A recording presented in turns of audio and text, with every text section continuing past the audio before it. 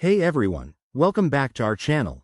Today, we're diving into a super practical topic: how to transfer money from your Woolworths credit card in 2025.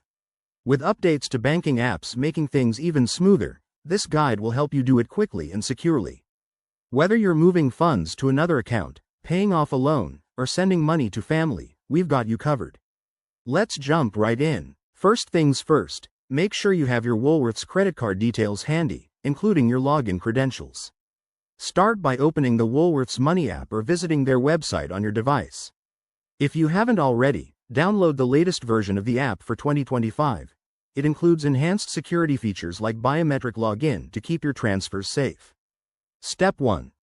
Log into your account using your username, password, and any two-factor authentication required.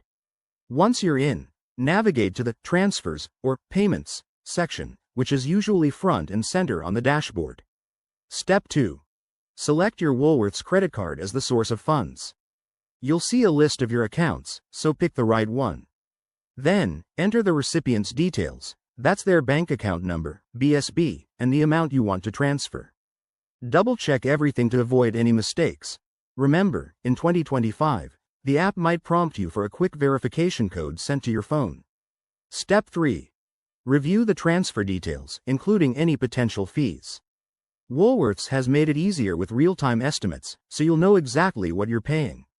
Hit Confirm and authorize the transaction with your PIN or fingerprint. The money should hit the recipient's account within minutes, depending on the bank's processing time. A few quick tips. Always transfer within daily limits to avoid declines, and keep an eye on your credit balance to prevent overdrawing. If you're new to this, Woolworths offers 24/7 chat support for any hiccups. There you have it. That's how you transfer money from your Woolworths credit card in 2025. It's straightforward once you know the steps.